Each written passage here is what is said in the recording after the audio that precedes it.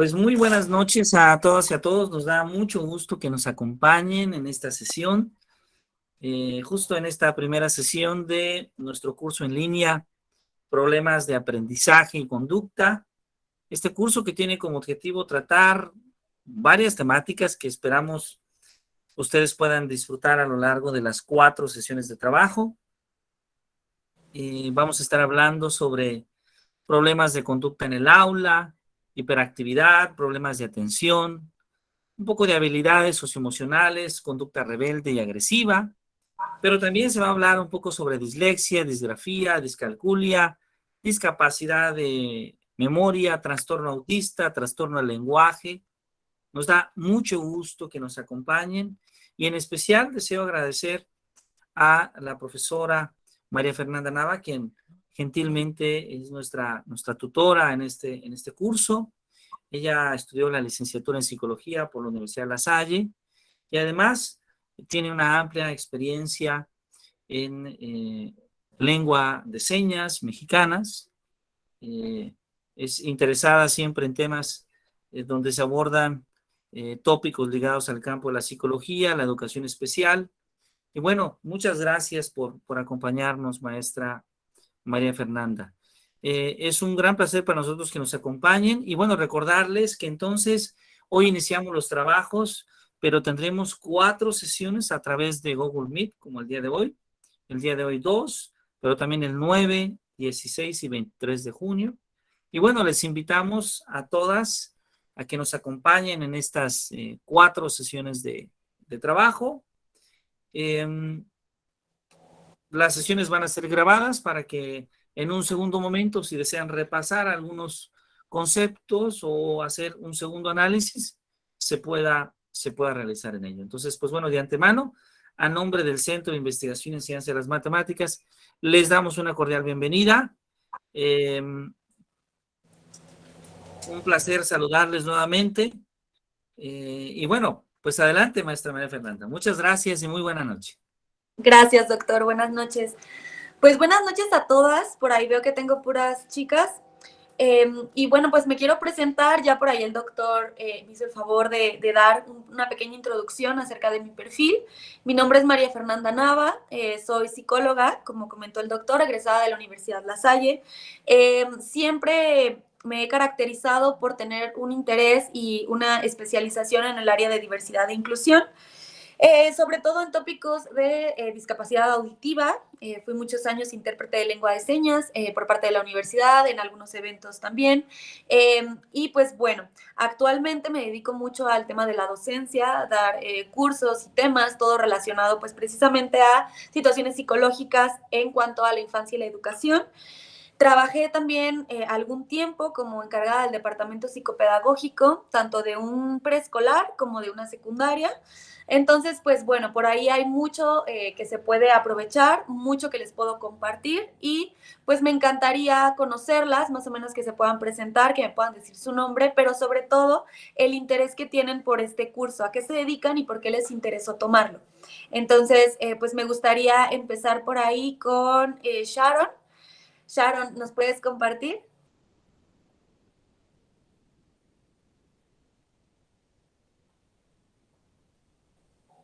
Sí, hola, buenas tardes a Buenas todas.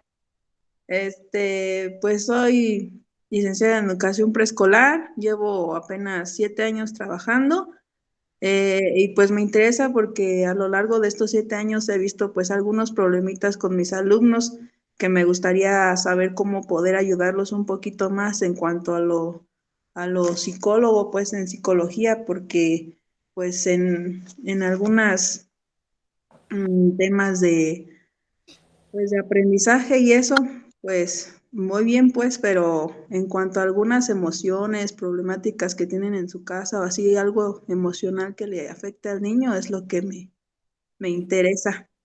Ok, perfecto, Sharon, muchísimas gracias. Esto que comentas es bien importante porque a veces dejamos un poquito de lado el tema emocional. Digo, ahora se empieza a visibilizar un poco más, pero anteriormente pues era literal la escuela estaba enfocada en otorgar, digamos, los conocimientos necesarios o las herramientas necesarias para que el adulto, ¿no? En su momento pudiera ser funcional. Entonces, se dejaba mucho de lado el tema socioemocional, que es algo que ha ido adquiriendo pues cierto auge, ¿no? Y pues yo encantada de tenerte por acá.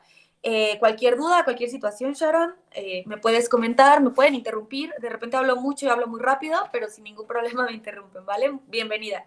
Muchas gracias. Muy bien, pues por ahí, Ana, buenas noches. Un poquito bajito. Sí, Sí, buenas noches. ¿Ahora sí me escucha? Alicia, sí, Mire, ahora sí. sí, mi nombre es Ana Berta Aguilar, estoy en un jardín de niños, tengo 8 años de haber ingresado al servicio y he notado que hay muchos niños con problemas de conducta y también en el lado emocional, lo que repercute en el aprendizaje. Algunos no se concentran, están distraídos o también tienen algún tipo de maltrato en su casa, entonces llegan pues desganados, ¿verdad? Entonces, ¿quién va a querer trabajar o estudiar así? Y por lo tanto también a veces son agresivos, por lo mismo que están sufriendo en su casa, vienen y golpean a sus compañeros sin motivo aparente. Ok, perfecto. Muy bien, Ana, pues excelente. La realidad es que va un poquito de la mano con lo que comenta Sharon, ¿no? El tema de que a veces es algo que dejamos de lado y dijiste algo bien importante. La parte emocional repercute también en la parte educativa. Entonces, en este curso, una de las cosas que vamos a ver es cómo diferenciar cuando estamos tratando con un trastorno de aprendizaje o de conducta o ambos, ¿vale? Y de qué manera poderlo atacar, ¿no? Cómo podemos ayudar al niño, siempre recordando que el pequeño es parte de un sistema mucho más grande. Entonces, bueno, lo vamos a ir revisando, pero bienvenida, Ana. Y bueno, pues por ahí, Elba, adelante. Buenas tardes, yo soy educadora.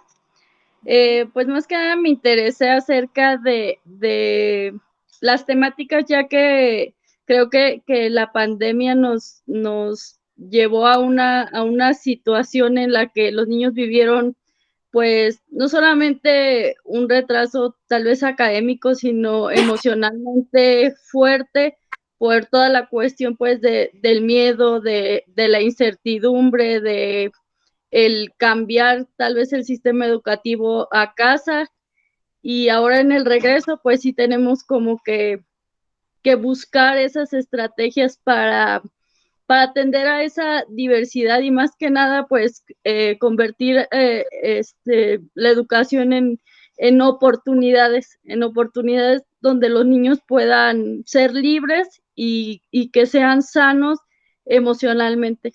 Gracias. Muchísimas gracias, Elba. Me encantó tu comentario. Dices algo bien importante que creo que estábamos perdiendo de vista, la situación de la pandemia, ¿no? ¿Cómo afectó? Creo que inclusive da para un curso aparte, ¿no? Pero este tema de la pandemia, algo que de lo que tú hablas, ¿no? El hecho del miedo que se vivió, pues sí, yo le llamo psicosis social. Si bien había motivos para que la hubiera, ¿no? Digo, la gente estaba enfermando, hubieron muchos muertos, había miedo, había desconfianza, no se creía ni en el gobierno ni nada, ¿no? Entonces los chiquitos, pues obviamente estando en contacto con los padres todo el tiempo, pues y con las noticias, porque aparte también tenemos que tener en cuenta que tienen un mayor acceso a la información de lo que ustedes y yo teníamos en su momento, ¿no?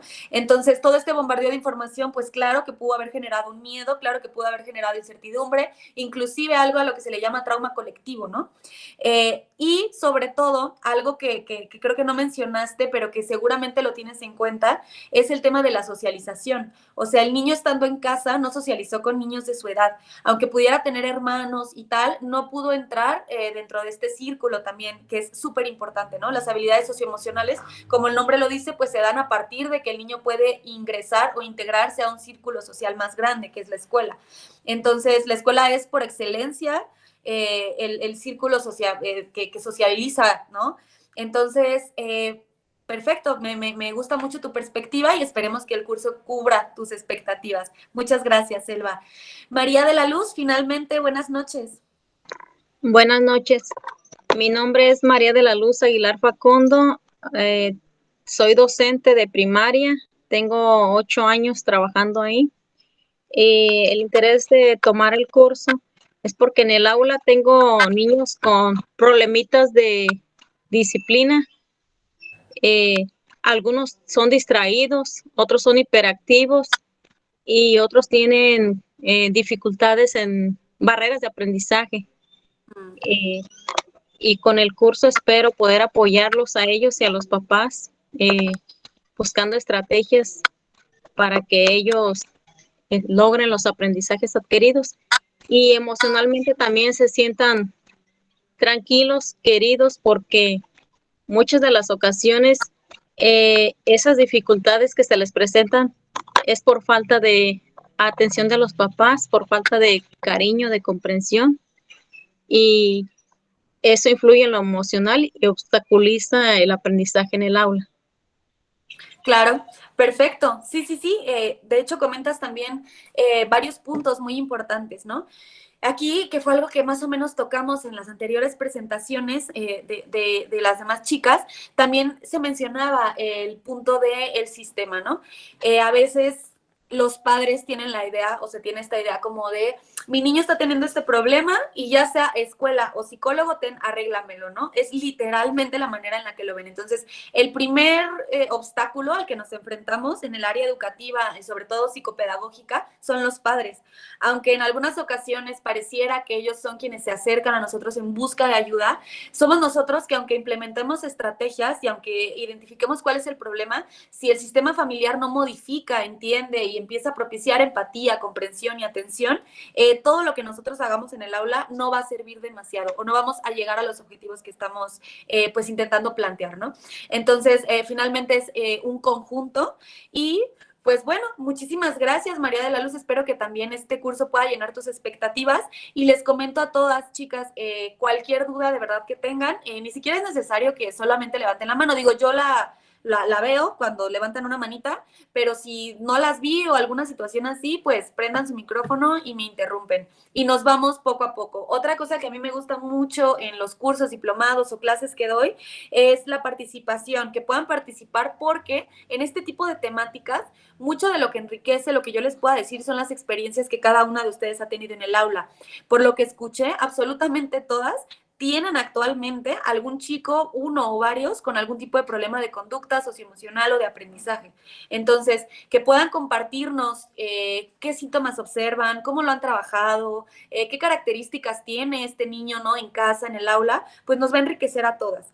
Y bueno, también el hecho de que puedan ejemplificar sus dudas con algún tipo de experiencia, pues ayudará bastante. ¿Vale? Entonces, pues si les parece bien, vamos comenzando este pequeño curso que lo voy a dividir en dos partes, ¿de acuerdo? La primera parte va a ser trastornos de conducta. Obviamente voy a tocar en ambos bloques uno y el otro, ¿no? Porque finalmente no podemos separarlo, o sea, no es o trastorno de conducta o trastorno de aprendizaje. Casi siempre vienen en conjunto, no en todos los casos, pero sí se tocan ciertas fibras. Pero de cualquier manera me es importante aclarar que los voy a separar para que todo sea mucho más claro. Entonces, en las próximas 2 sesiones, esta y la que sigue, estaremos hablando específicamente de trastornos de conducta y en las últimas 2 sesiones estaremos hablando de trastornos de aprendizaje. ¿De acuerdo? Entonces, pues vamos abordándolo. Les voy a presentar unas diapositivas para que podamos ir conociendo sobre conceptos, sobre situaciones, sobre elementos, características, etcétera, etcétera. ¿De acuerdo? Cuando proyecto aquí en la tableta no me ven, solamente ven mi imagen, pero igual yo sí las estoy viendo. ¿Ok? Entonces voy a proyectar. Igual si alguna tiene algún problema con su cámara y es necesario que la apague, no tengo problema mientras me entere que siguen ahí. Ok, déjenme proyectar.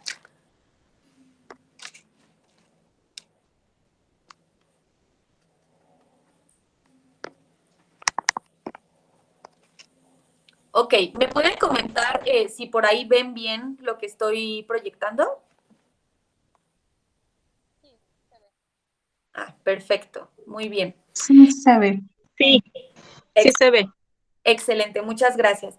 Pues vamos a comenzar con el tema de niños con problemas de conducta, ¿no? Este tema que les decía, este primer bloque. Primero que nada, y es algo que no viene en las diapositivas, pero que siempre digo a manera de introducción, es que tenemos que comprender al individuo y no solo al niño o al adolescente o al adulto o al anciano, en absolutamente todas nuestras edades y nuestras etapas de vida, somos seres biopsicosociales. ¿Esto qué quiere decir? Si lo pudiéramos ejemplificar de manera visual, sería 3 círculos que se complementan los unos con los otros. Es decir, la parte biológica, que no podemos dejarla absolutamente de lado, ¿sale? Que tiene que ver con situaciones a lo mejor neurológicas, por ejemplo, en el caso de alguno de los trastornos, tanto de aprendizaje como de conducta, con situaciones a lo mejor de déficit en algún tipo de neurotransmisor, ajá, o con situaciones meramente hereditarias que tienen que ver sí con algún tipo de estructura cognitiva que hace mucho más complicado que el niño alcance la norma. Hago un paréntesis aquí para comentarles que voy a estar hablando mucho del concepto de normalidad, pero quiero que la normalidad se entienda no desde un punto de vista bueno o malo, sino desde un punto de vista de la normativa. Lo que en estadística, lo normal es aquello que se repite más, ¿vale? Entonces, de ahí quería como partir, hacer un pequeño paréntesis. Y bueno, la parte biológica, entonces, entendemos que es todo aquello que puede ser hereditario, todos aquellos factores cognitivos, de estructura neurológica, trastornos que literalmente se representan con algún déficit, ¿de acuerdo? Ahora, la parte psico, ¿no? Que es la parte psicológica, esta parte tiene mucho que ver con el desarrollo de la personalidad. En niños, la personalidad aún no está formada. La personalidad se va formando y digamos que podemos tener más o menos una idea de qué tipo de personalidad tiene el individuo hasta que entra en la adolescencia, va finalizándola y va comenzando la edad adulta. En ese periodo es cuando yo puedo saber qué tipos de personalidad tiene. Inclusive, es muy difícil diagnosticar un trastorno de personalidad en la infancia. ¿De acuerdo? ¿Por qué? Porque no tenemos una personalidad, entonces no podemos desde ahí hacerla patológica. Después de la parte psicológica, que ya vemos que tiene que ver también con elementos pues emocionales, ¿sí? De personalidad, tenemos la parte social. La parte social que tiene que ver con el contexto, con la familia, y en sí me gusta mucho abordarla desde una perspectiva sistémica. Ajá. No sé si en algún punto han escuchado esta perspectiva, pero la perspectiva sistémica nos habla de que todos son micro y macrosistemas y unos se alimentan de otros de manera consecutiva. Entonces, en el tema, por ejemplo, de los niños, nosotros vemos un solo sistema, que es el sistema de la escuela, pero la institución académica es solamente un sistema que forma parte de otros muchos sistemas. Y el principal o más importante o el primero es la familia. ¿Sí? Ese es el principal, donde el niño nace, donde el niño comienza a adquirir sus primeras habilidades, su estimulación, sus características de carácter, de personalidad, es la familia. ¿Sale? Entonces, ya que entendemos esto, nos podemos ir dando cuenta que tanto la parte biológica como la psicológica y como la social actúan de manera relacionada. ¿Sale?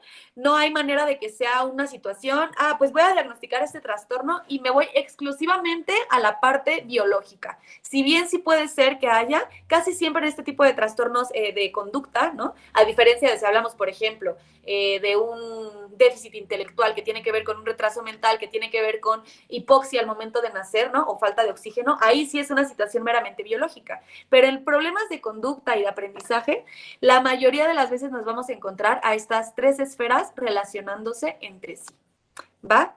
Entonces, ya comprendiendo un poquito esto, vamos a comenzar. Los niños con problemas de conducta suelen ser ya un tema muy, muy frecuente. Y ahora yo creo que quizás se ha visibilizado un poquito más a lo que se hacía anteriormente. Entonces, vamos a identificar algunas causas, algunas características y pues les voy a dar también algunas estrategias para poder darles una mejor atención y sobre todo también para que no interfieran estas conductas con el grupo. Hablando precisamente de sistemas, nos damos cuenta que un niño que empieza a tener estas características, si bien puede o en primer lugar generar rechazo por parte de sus compañeros o estas conductas pueden empezar a contagiarse por imitación. Entonces ya no tenemos un problema, tenemos 15 problemas, ¿vale? Por decirlo de alguna manera. Entonces, ¿a qué es a lo que le llamamos problemas de conducta?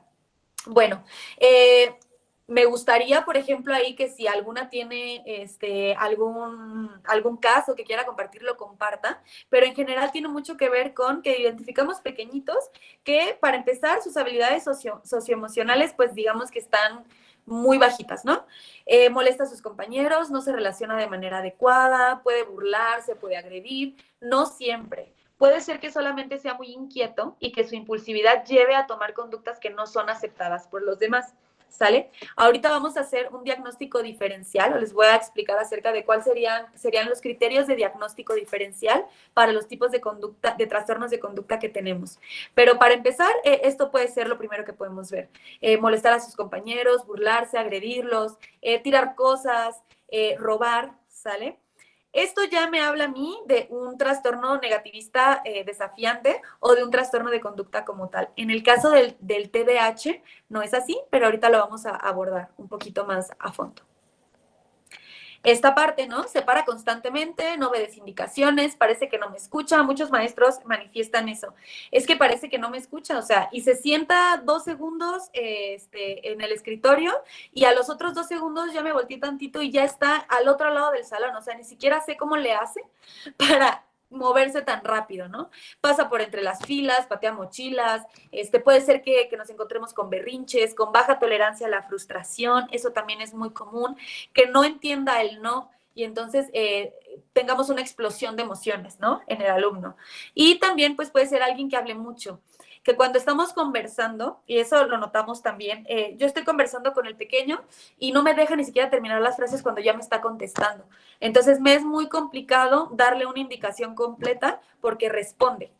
Entonces, esto en muchas ocasiones, pues, ¿cómo se toma? Como una situación de rebeldía, ¿no? De desobediencia, pero a lo mejor tiene que ver con un aspecto de impulsividad nada más, de que el niño está pensando las cosas tan rápidas y no puede esperar a que uno termine, que suelta las frases y las respuestas sin saber ni siquiera qué le estás preguntando. Entonces, necesitamos diferenciar de qué se trata.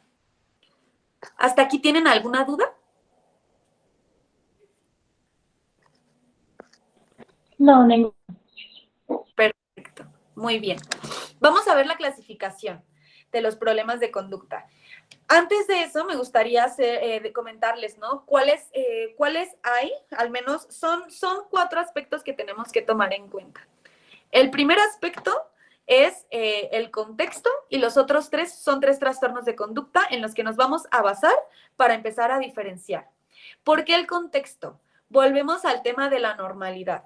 Temas, por ejemplo, de agresividad, de ser violento, de contestar a la defensiva, de poner límites demasiado hostiles con los demás, de no relacionarse y tal, en un ambiente en el que a lo mejor lo normal es lo contrario, eso nos va a saltar. Pero aunque no me guste comentarlo, no podemos tapar el sol con un dedo. Y la realidad es que hay algunos sectores sociales en los que este tipo de conducta es totalmente normal e incluso yo diría que es adaptativa. ¿Sale? Les cuento rápido una anécdota, ¿no? Yo, como les digo, la mayor parte del tiempo que he estado en el área de la docencia o inclusive como encargada del departamento psicopedagógico, a mí me saltaban estos foquitos rojos de niños con problemas de conducta, cuando eran muy agresivos, cuando eran muy hostiles, cuando eran violentos, por ejemplo, era algo que para mí, pues es que no lo veía casi, digamos que era 1 o 2 por cada generación. Sin embargo, y así, ¿no? En todas las áreas en las que estuve, inclusive hijos de amigos, de colegas, etcétera, o sea, no era lo normal. Y en algún momento me mudé a pues en una zona de Morelia que más o menos es de estrato bajo. Yo estaba muy cerca de la parte como más transitada, pero de cualquier manera, ese lugar tenía también, digamos, como círculos de pobreza. O sea, por un lado veías casas como muy bien en cuanto a económica, ¿no? Nivel económico bastante alto o medio, más o menos. Y por otro lado, o sea, en la siguiente esquina veías casas, pues, que evidenciaban mucha pobreza. Entonces, algo que me pasaba es que yo solía sacar a mi perro a pasear, ¿no? O iba a la tienda y así. Y había una bolita de chiquillos que siempre que pasaba yo con mi perro, hacían gestos, le gritaban al perro, aventaban piedras, me robaron el dinero que yo ponía abajo de la basura, por ejemplo, para que se la llevara el camión. O sea, era un problema poner el dinero abajo de las bolsas porque nunca aparecía. En algún momento sí les llamé la atención, les dije, pero la respuesta que tenía era de verdad, o sea, la de un crew, o sea, se formaban todos, ¿no? Y todos me encaraban. Entonces, yo luego lo analicé y pensé, bueno, ¿qué está pasando? Es esto que les estoy comentando. En ese lugar, pues obviamente pudiera tender más a ver pues ciertas situaciones de delincuencia, a lo mejor disfunciones familiares, es un ambiente mucho más agresivo. Entonces los niños desde pequeños también tienen que aprender a hacerse más agresivos como modo de supervivencia. Entonces no podemos olvidarnos del contexto. Ahí en ese contexto no es algo anormal, ¿de acuerdo? Es algo esperable. No podemos hablar de un trastorno. Estamos hablando de una situación de contexto o social. Por eso es que también, pues, muchas de las vías de acción que se han implementado a partir de que se ha descubierto que han incrementado los niveles de delincuencia, los niveles de violencia, etcétera, etcétera, es precisamente el de atacar la parte de los niveles de estratos bajos, ¿no? Procurar que la gente tenga educación, que pueda tener o que pueda acceder a sistemas de salud dignos, que pueda acceder a la alimentación, a la vestimenta, a la seguridad, para evitar que estos problemas se vayan dando. Pero bueno, entonces, ya teniendo en cuenta el contexto, ahora hablaríamos de 3 trastornos, ¿va? Básicos. El primero es el TDAH. ¿Por qué TDAH? Porque también tenemos el TDA, pero ese es sin hiperactividad. Entonces, lo que a mí me genera un problema en la conducta es la hiperactividad, no la falta de atención. Sí me puede generar ciertos conflictos, como por ejemplo el hecho de que a lo mejor no acate indicaciones, pero no es que vaya a estar saltando, no es que vaya a ser impulsivo, no es que vaya a tener conductas de riesgo, no es que vaya a tener problemas en cuanto a sus relaciones con sus compañeros, o al menos no tantos como los tendría un pequeño con TDAH, ¿de acuerdo? Entonces, tenemos para empezar el TDAH. Después tenemos el trastorno de conducta, que se divide en 2, literal, trastorno de conducta, y el otro es trastorno negativista desafiante. En estos 2 nos encontraríamos, por un lado, el trastorno negativista desafiante, que es como 2 o 3 o 4 rayitas abajo y antes de que se convierta en un trastorno de conducta. Entonces, en el trastorno de conducta ya podemos empezar a identificar algunos comportamientos que incluso podrían relacionarse con sociopatía o psicopatía, ¿de acuerdo? La violencia se sale de control, hay agresión hacia sus compañeros, hay agresión hacia animales, hay conducta premeditada, el niño busca específicamente generar un daño hacia los demás. Y bueno, pues obviamente si esta conducta se deja y no se atiende, pues al momento de que el niño se convierta en un adulto, nos vamos a encontrar con personalidades psicopáticas o sociopáticas, ¿no? Entonces aquí es donde hay que tener como muchísima atención. Y finalmente, el trastorno explosivo intermitente.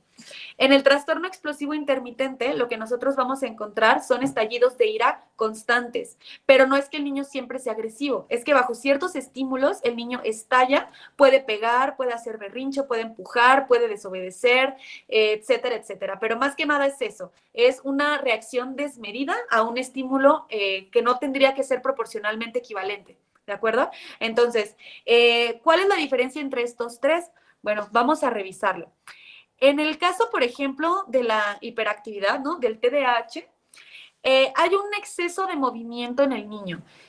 No puede controlar sus movimientos, no puede controlar la manera en la que contesta, que agarra cosas que no le corresponden, que ya está molestando al compañero porque ya está al otro lado del salón hablándole, está moviendo constantemente la pierna, de una actividad pasa a otra, pero así de manera abrupta. O sea, no es un tema como de no presta atención, sino literalmente pasa de actividad en actividad y no puedo hacer que finalice absolutamente ninguna. Puede llegar a tener conductas de riesgo, como que por alguna razón se aventó de la mesa, ¿sale? O jugando a lo mejor se paró en la silla y se aventó. Entonces, este tipo de conductas como erradas, pero que se relacionan con un tipo de, pues, exceso de actividad. ¿Qué pasa aquí? ¿Cuál es la diferencia de este trastorno con, por ejemplo, los trastornos de conducta y negativista desafiante? La conducta del niño no es premeditada. O sea, es decir, primero que nada, lo menos que hace el pequeño con trastorno hiperactivo, ¿sale? Es pensar qué va a hacer. O sea, es algo que surge y en el momento, pum, lo hace. Por eso es tan difícil de predecir y tan difícil de controlar. Uno no sabe en qué momento el niño ya está en una situación de riesgo. Y sobre todo, la segunda parte, que también es muy importante y es un foco que nos va a dar a nosotros para identificar cuando se trata de uno o de otro, es que en el caso del TDA, el niño casi nunca pone en riesgo a sus compañeros o a la gente que está alrededor. Se pone en riesgo a sí mismo, como lo que les digo, saltar de una silla, están jugando y de repente a lo mejor ya se subió a un árbol, ¿no? Pero es poner en riesgo su propia integridad, no va a dañar a los demás. No hay una conducta malintencionada, vaya. Y en el TC y en el TND, ¿sale? Que el TC es trastorno de conducta y el TND es trastorno negativista desafiante. En esos dos sí hay una conducta malintencionada. Inclusive es vengativa. Nos encontramos con situaciones de robo, nos encontramos con mentiras, nos encontramos con pues agresiones físicas hacia los demás. Por ejemplo, les pongo un ejemplo básico. El niño bully, ¿sale? Que es el concepto de aquel niño que hace bullying a sus compañeros. El niño bully es un niño con un trastorno negativista desafiante que va a ir convirtiéndose a un trastorno de conducta y finalmente puede pasar a la psicopatía si no se atiende o se corrige. ¿Por qué? Porque en el bullying hay una necesidad de generar un daño al otro. Inclusive las conductas son planeadas. Al menos en el que dirige. A veces los demás saben que están haciendo algo incorrecto, sin embargo, se dejan guiar porque hay un mal liderazgo. Pero en la persona o en el niño que lo está dirigiendo o que lo lleva, que lleva esto por delante, digamos, sí hay un pensamiento de ¿qué te voy a decir para herirte? ¿Dónde te voy a pegar para que te duela más? Ya te escondí la mochila, ya la tiré a la basura, ya te metí la cara en el excusado, ya te hablé de tu abuelita que acaba de fallecer, ya creé una cuenta, ¿sale? No sé, en Facebook, en Instagram, y a partir de esta cuenta entonces yo te estoy acosando constantemente. Entonces, si se fijan, son conductas planeadas, ¿sale? Son conductas planeadas y malintencionadas. Entonces, eso por el lado de estos dos. Ahora, en el lado, por la parte del trastorno, por el lado del trastorno, ay, se me fue el nombre, discúlpenme, espérenme, denme un minutito, en lo que regresa la idea, que me distraje un minuto. Ok, explosivo intermitente. En este caso, el niño tampoco está previendo las conductas que está teniendo. Hay un estímulo que hizo que se encendiera la mecha y hay una explosión emocional que para empezar le genera disgusto al niño y a la gente que está alrededor. En el caso del trastorno anterior, negativista, desafiante y de conducta, casi siempre el impacto más fuerte se lo lleva a la gente que está alrededor, ¿sale? Entonces, en el explosivo intermitente, pues hay una constante tendencia a explotar, como dice el nombre, por ciertos estímulos que al niño le tocan fibras sensibles o que le molestan o que en el momento puede estar teniendo o estar pasando por una situación complicada. No hay una buena regulación de emociones y entonces, ante un estímulo que yo estoy poniendo de autoridad, por ejemplo, entonces puede haber una explosión. Ok. Bien, entonces, ¿queda claro la diferencia entre estos tres trastornos?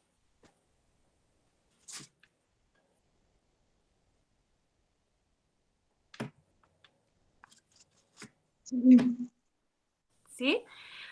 ¿Han tenido en algún momento algún pequeño con alguna de estas características? ¿O han conocido con cada una de las características a algún alumno?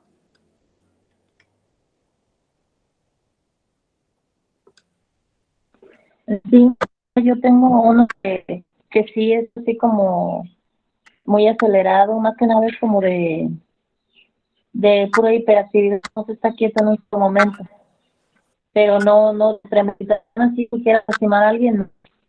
Nada más de que no se puede controlar, está abajo de la mesa, está brincando o molestando a los compañeros. Ok, sí, de hecho ese es como el más frecuente, ¿no? La hiperactividad en los niños. Y, por ejemplo, en el tema de algún tipo de conducta disruptiva o de conducta negativa en cuanto a que sí sea premeditada, ¿alguien ha tenido algún alumno así? El alumno que hace bullying, el alumno que daña, el alumno que agrede, que nos agrede a nosotros, a los compañeros.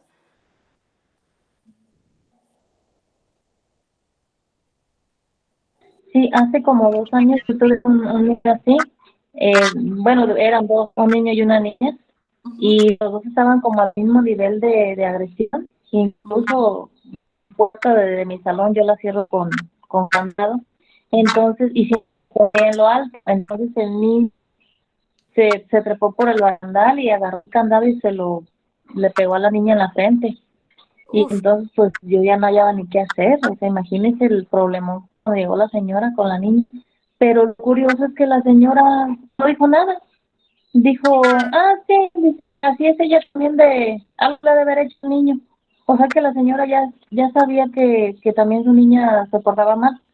Entonces de alguna manera fue lo bueno, porque pues no me metí en esos problemas, pero sí son cosas que no se pueden detener, que no te esperas lo que van a hacer. Y Claro. fue en un momento de un descuido, de cualquier cosita ya estaba encima de la niña, ya le había pegado. Híjole, esto que comentas es bien importante, Ana, porque casi siempre es común que los padres de familia estén alterados por algún tipo de situación así que identifican, ¿no? Híjole, es que yo empiezo a notar como que mi niño es muy agresivo, como que le pega a sus hermanos, como que ya lo noté haciendo cosas pues que no son correctas, ¿no? Pero también hay casos en los que los padres ya normalizan esta conducta. Y el normalizar esta conducta tiene que ver con... híjole, creo que tiene que ver mucho, y es lo que he podido ver en mi práctica o en mi experiencia, con un tipo de defensa por parte de los padres de familia. O sea, por ejemplo, sucede que yo como papá soy consciente de que a lo mejor he generado un ambiente de violencia en casa. Sé que el niño está adquiriendo conductas que está viendo, que está aprendiendo. Sé en el fondo que he sido emocionalmente abusivo con él. Y entonces en el momento en el que veo o alguien me evidencia que hay un problema, no lo quiero ver. O sea, no quiero asumir la responsabilidad de lo que eso va a implicar. Entonces prefiero decir que es algo que yo ya sé, que es algo que ya manejo y que no la voy a hacer de tos por una situación que se haya dado en el salón de clases. Entonces, ahí es muy complicado y casi siempre, no sé, a reserva de que ustedes me digan algo diferente, cuando nos encontramos con el niño, valga la expresión, gandallita del salón, es común que si citamos a los padres, a veces hasta parece un patrón.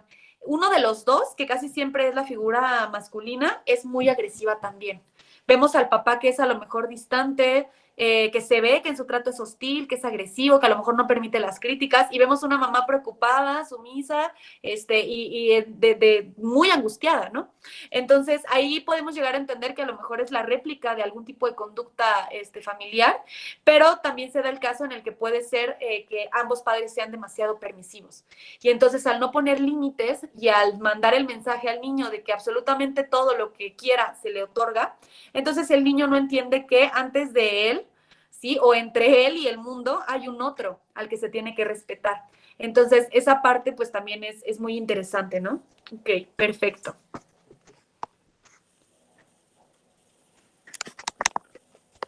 Bien, ahora, vamos a ver aquí. ¿Cuál es la causa, por ejemplo, de una hiperactividad o hiperquinesia, ¿no? El hiper me hace referencia, es una palabra que me hace referencia a un exceso de algo, ¿no? Y, bueno, en este caso de movimiento. Y se relaciona un poco con pautas inadecuadas de crianza, que es lo que les comentaba yo, ¿no? Para empezar, en tema únicamente de hiperactividad, a mí me gustaría comentarles que no siempre tiene que ver con una falta de límites. En ocasiones sí, con los niños tiranos, por ejemplo, ¿no? Que se les llamaba hace algunos años, era el término, niño tirano. Sí puede ser, pero ya hablaríamos de otro tipo de conducta, por ejemplo, de trastorno, ¿no? Pero si hablamos específicamente del TDAH, y nos vamos al componente social, por ejemplo, veríamos que puede tener mucho que ver con el hecho de que en el momento en el que al niño se le tenía que ayudar a que canalizara toda la energía que tiene, no se hizo de manera correcta. No sé si en algún momento ustedes habían escuchado o en algún momento vieron las teorías del desarrollo.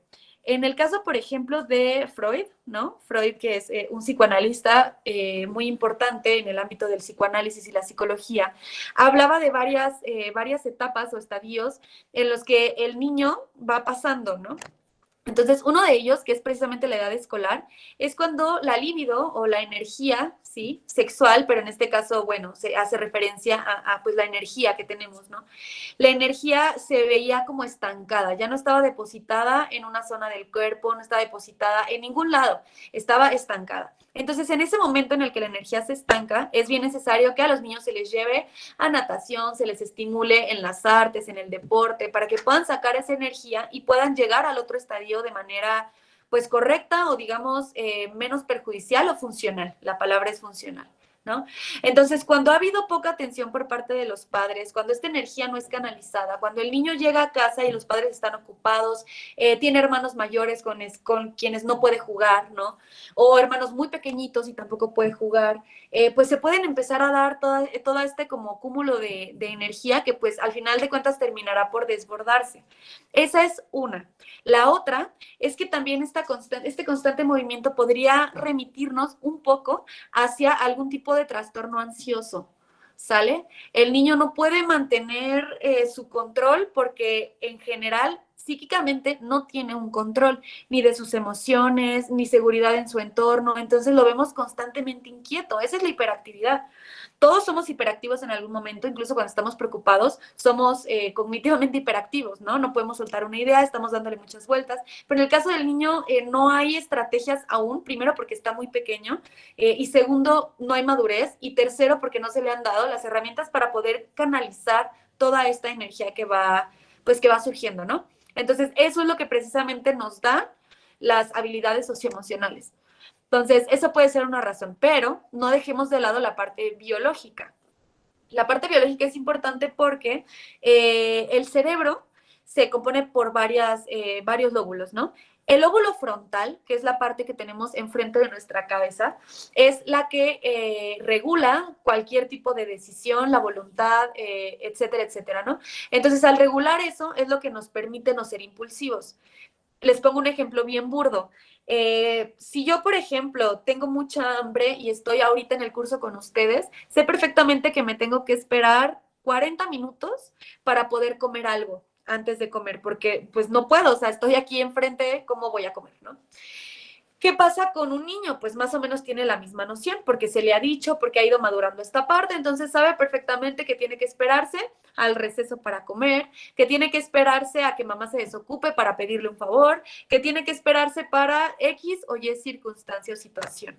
Cuando la madurez no se da de manera adecuada y el óvulo frontal no está lo suficientemente maduro, entonces es también muy, muy común y muy probable que el niño no pueda controlar ni manejar sus impulsos. Ahí tendríamos que evaluar, y eso ya lo haría un neuropsicólogo o en su defecto, si sus causas son sociales y de baja estimulación, la razón por la que el lóbulo frontal no ha madurado correctamente o totalmente, ¿sale? Entonces, en niños inmaduros podemos encontrar este tipo de conductas hiperactivas. Por eso es que los bebés, por ejemplo, no toleran la frustración. A un bebé no le das de comer y no va a parar de llorar hasta que le des de comer. No le interesa si estás ocupado, si estás afuera, si estás dormido. No le interesa. O sea, necesita comer y necesita satisfacerse y va a llorar hasta que le des lo que necesita para estar bien. Entonces, es por lo mismo. Un bebé no tiene madurez en el óvulo frontal y finalmente requiere de este tipo de atenciones para sobrevivir, ¿vale? Entonces, hasta ahí, chicas. ¿Tienen alguna duda o algún comentario?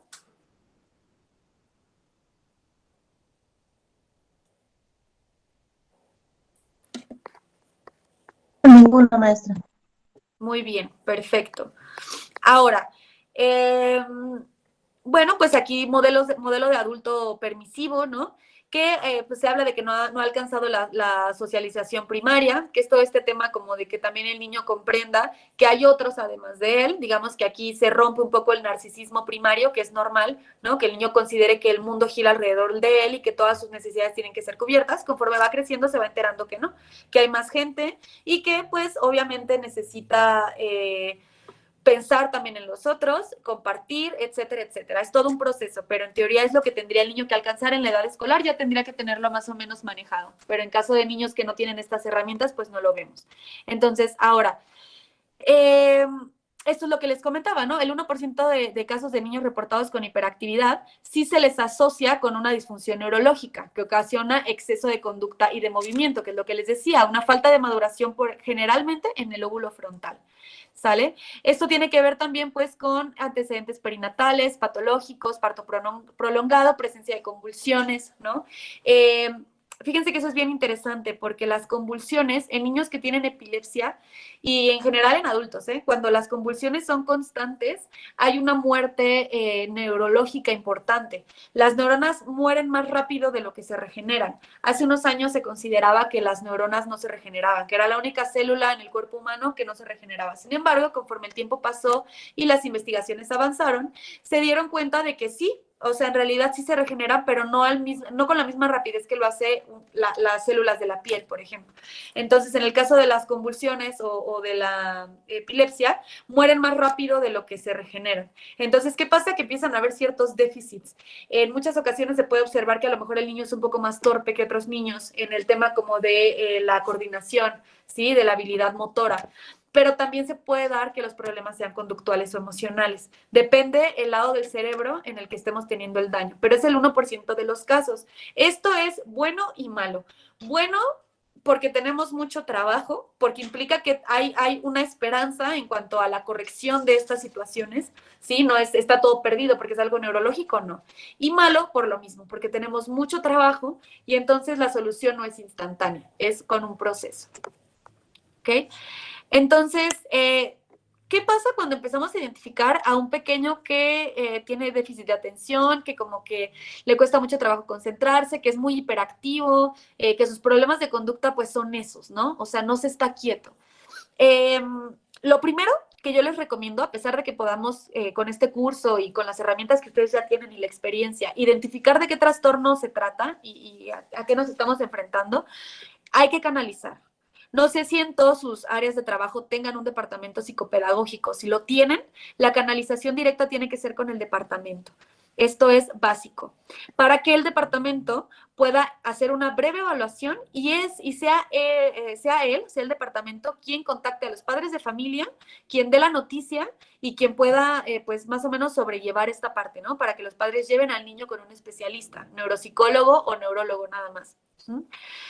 En caso de que no haya... Sí, adelante. Sí, me gustaría participar. Yo creo que sí es como muy importante conocer acerca de esto, porque yo creo que cuando uno no está preparado o no conoces acerca de todo este tipo de problemáticas, lo que vas haciendo es que vas rechazando a los niños, los vas haciendo a un lado, los vas etiquetando, y yo creo que hasta los mismos compañeros empiezan a decir, pues es que no lo queremos por esto, por aquello. Entonces yo creo que sí es muy importante conocer para poder actuar, porque pues lamentablemente en los contextos en los que trabajamos, por ejemplo, nosotros que trabajamos en comunidades, pues no existen estos tipos de centros de atención ni por parte del gobierno y muchas veces ni siquiera privados. Entonces pues creo que se vuelve algo complicado trabajar con estos niños, tanto para los maestros como para los padres de familia, y llegan lamentablemente a la deserción escolar porque pues no encajan en el estándar esperado que tal vez pudiese tener un alumno, y pues mejor prefieren retirarlo para no seguir teniendo como quejas o que esté como, pues sí, o sea, como que muchas veces fuera de lugar, cuando realmente hay formas de ayudarlos y tal vez de incorporarlos. Solo eso, gracias. Muchísimas gracias, Selva. Es muy interesante lo que dices. De hecho, creo que es esencial, o sea, es un punto clave en la estructura de todo esto. Cuando no conocemos, y no porque sea de manera intencional, si yo les pregunto cuál es la base o la raíz o sí, o sea, la semilla de la discriminación es la ignorancia. El no conocer lo diferente genera miedo, porque al final de cuentas ese es el problema. Nosotros no conocemos qué está pasando y entonces, como comentaba Ana hace rato, yo tenía miedo de meterme en un problema con este niño por haberle pegado a la niña, ¿no? O sea, yo tenía miedo porque aparte tengo en el aula a 15 chiquillos. Y entonces uno de ellos, o sea, está con conductas hiperactivas y constantemente activo, ¿no? Entonces me descuido porque tengo otros 15 niños y ya no sé si le pasó algo y la responsabilidad radica en mí como docente. Si no llego a los aprendizajes esperados, la responsabilidad radica en mí como docente. Desgraciadamente es así, aunque yo no esté de acuerdo, esa es una perspectiva precisamente ignorante, ¿no? Entonces, entre la ignorancia, que es del desconocimiento de todas estas situaciones, y el miedo, pues lo que se prefiere hacer en muchas ocasiones es decir, ¿sabes qué? El niño ya tiene 3 reportes, expúlsalo. O sea, aquí no podemos arreglarlo, ¿no? ¿Sabes qué? Madre de familia, no podemos hacer nada, llévatelo de aquí. O entonces opto por lo que dice Elba, pues entonces lo empiezo a apartar hasta que el niño pues deserte, ¿no? Entonces, sí, es una observación muy, muy, muy interesante y creo que es una observación que nos da conciencia. O sea, el hecho de que tú me lo menciones ahora, Elba, me implica que eres alguien que tiene esta conciencia. Entonces, desde que están en este curso, ¿no? Me habla de que hay una inquietud en cuanto a estas situaciones. Entonces, pues sí, perfecto. Vamos a ir viendo algunas estrategias que podemos implementar y también vamos a ver cuáles son las estrategias negativas que a veces se tienden a utilizar y que no erradican el problema, nada más lo hacen mucho más grande. Muchas gracias, Elba.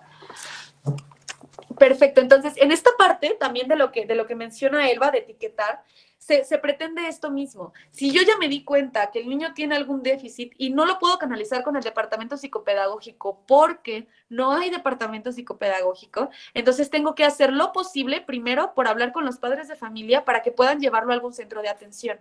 En el caso de comunidades en las que este tipo de atención no existe o es muy difícil de verse, entonces tengo que optar por evitar etiquetar al niño. Yo empezar a implementar estrategias en el aula, pero evitar etiquetarlo, porque ya, y pasa demasiado, y no me digan que no les ha pasado en algún momento que pasa algún niño de un grado a otro y ya se escuchan los rumores de los docentes que lo han tenido. Oye, y aguas con este niño, te va a tocar este ciclo escolar, es súper hiperactivo, hasta lo utilizan así, ¿no? No, es que tiene TDA, este niño tiene TDA. Oye, maestro, maestra, ¿cómo sabes que tiene TDA? Pues es que las conductas no, o sea, pero tienes un diagnóstico, los padres se trajeron un diagnóstico. No, bueno, no, pero es obvio. Bueno, pues si no es tan obvio, porque no tienes un diagnóstico, evita utilizar este término. Porque, primero que nada, los maestros van a empezar a hacerse la idea de que es un niño difícil, lo van a empezar a marginar, que es lo que dice Elba. Y segundo, en algún punto el niño va a empezar a sentir que los esfuerzos que se están tomando es porque el problema es él. Y vamos a ocasionar baja autoestima y vamos a aumentar los problemas de conducta. Entonces es bien importante tener este cuidado, ¿vale? Ahora, ¿qué son las conductas disruptivas? ¿Las han escuchado? Las conductas disruptivas son conductas que están fuera de la norma, fuera de las conductas que desearíamos o esperaríamos de un niño, pero que no generan o no representan un problema tan grave. ¿Qué les puedo decir? No sé si han escuchado de los terribles 2. Los 2 años de los pequeños en los que hacen berrinches constantemente, en los que, bueno, los 4 es cuando cuestionan todo, ¿no? Pero en los 2 hacen berrinches, nada les parece, o sea, es una cosa bien complicada de manejar, ¿no? Entonces, esas son conductas disruptivas. Los berrinches, las mentiras, ¿no? Que puede haber una mentira porque el niño puede ser que tenga miedo a que lo regañes. Entonces ya dijo una mentira y se empezó a envolver en sus mentiras y en su angustia se puso a llorar y entonces ya no supo qué hacer, ¿no? Ese tipo de conductas, cuando nos damos cuenta que no tienen una base perversa en sí misma, ¿no? O conflictiva, no es necesario que nos alarmemos, pero sí es necesario corregirlas. No resultan graves siempre y cuando se corrijan a tiempo. Si yo permito que el niño mienta constantemente, y a lo mejor porque me tocó en mi corazón de pollo, ¿no? Que la mentira fue demasiado inocente y entonces se la paso, el niño aprende que mintiendo obtiene o llega a los objetivos que pretende. Entonces, hay que corregirlo siempre, con la empatía y con el entendimiento hacia el alumno, pero nunca hay que dejar pasar este tipo de conductas porque se pueden agravar. La característica de las conductas disruptivas es que son agravables, ¿de acuerdo? Entonces, con esto sí hay que tener mucho cuidado. Pero, pues en realidad no hay tanto problema con que en algún momento el niño conteste, con que en algún momento haga berrinche, con que en algún momento no quiera compartir algo, con que en algún momento insulte o le jale el pelo a alguien. O sea, no hay problema, pero sí hay que atenderlo. ¿De acuerdo? O sea, no es necesario hacer todo un show y ya lo voy a canalizar al neuropsicólogo porque seguramente tiene TDN, ¿no? No. Pero sí al menos saber que aquí hay un foco y entonces saber por qué está mintiendo, ¿no? O sea, ¿qué es lo que está pasando? ¿Qué es lo que le da miedo? ¿Cómo lo corrijo? ¿Y cómo le hago entender que no es correcto? Entonces, aquí está, cuando el problema se hace complejo, cuando el maestro al no intervenir y remediar deja que la conducta vaya creciendo. Entonces, el niño va aprendiendo que de esa manera, pues, alcanza sus objetivos, ¿no? Y también lo que sucede es que empezamos a generar conductas hostiles por parte de los demás niños, que es el tema de la marginación que nos comenta Elba. O sea, el niño está teniendo una conducta que, para empezar, es disruptiva, y es conflictiva, pero para seguir es una conducta que le va a evitar la posibilidad de relacionarse de manera saludable con los demás, porque los demás no van a admitir este tipo de conductas. Si él es el único que miente y los demás ya se dieron cuenta que miente, o sea, ya los demás pequeños no lo van a bajar de mentiroso. Si ya se dieron cuenta que es el que hace berrinches, los demás niños no lo van a bajar de berrinchudo. O por el contrario, pueden empezar a imitar estas conductas. Si se dan cuenta que el niño obtiene lo que quiere, entonces yo también lo puedo hacer. Entonces hay que tener mucho cuidado. Siempre, siempre hay que intervenirlas. ¿De acuerdo? Vamos a hablar entonces ahora del negativismo desafiante, que es lo que les comentaba hace un ratito, que es este trastorno de conducta que sí ya es un poco más grave, porque me habla de una intención, ¿vale? El niño tiene una intención. Entonces, aquí, este es el primer paso para pasarme ya ahora a un trastorno de conducta grave, que puede después pasar a ser una conducta psicopática o sociopática. Aquí lo primero que vemos es que el alumno reta a la autoridad. Si yo como maestro le doy una indicación, lo primero que me va a preguntar es, ¿y yo por qué? Oye, Pablo, ¿puedes por favor repartirle los libros a tus compañeros? ¿Y yo por qué? Esta pregunta el niño no está buscando una respuesta. El niño lo que está buscando es expresarte que no está de acuerdo con lo que le estás pidiendo. Ahora, otra conducta desafiante que puede no ser tan activa, sino más pasiva, es que no te escuche. Oye, Pablo, te pedí, y no tiene que ver con una falta de atención, tiene que ver con una situación intencionada. Te pedí que repartieras los cuadernos.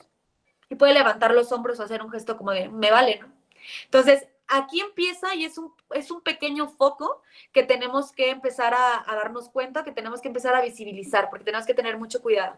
Entonces, yo como docente te estoy tratando de imponer reglas, te estoy tratando de imponer disciplina, y entonces no te interesa, ¿no? Ya te dije que dejaras de molestar a tu compañera, y entonces ya buscaste otra manera de molestarla. Como lo que pasó con Ana, ¿no? Que nos platicaba. Entonces, ya lo que sucede es que en cuanto tú te descuides, yo me acerco a patearlo. Entonces empezamos a tener este tipo de conflictos, este tipo de conductas que pues obviamente nos obstaculizan un buen ambiente y pues un buen clima, ¿no? Entonces para empezar es esto. Ahora, obviamente el niño va a empezar, uno como docente va a empezar a percibir las quejas de otros alumnos. Maestra, Pablo me está molestando. Maestra, Pablo me pegó. Maestra, Pablo me robó mi lápiz y lo tiró a la basura. Maestra, o sea, ya empezamos a ver que el daño lo está haciendo a uno o varios de sus compañeros. Entonces ya no nada más me está retando a mí, ya no nada más es un tema de autoridad, ya está teniendo disfunción en sus relaciones con los otros. ¿Qué pasa con el trastorno negativista desafiante? ¿Por qué se puede dar y cómo es que escala un trastorno de conducta? Puede ser que el niño haya presentado conducta deseable durante la mayor parte de su infancia y en algún periodo, si yo lo conozco, o sea, si yo conozco al alumno y sé que no había empezado a presentar estas conductas y de un lunes para el otro, empiezo a notar que poco a poco me empieza a retar, que empieza a ser hostil con sus compañeros. ¿Dónde creen ustedes que está el foco?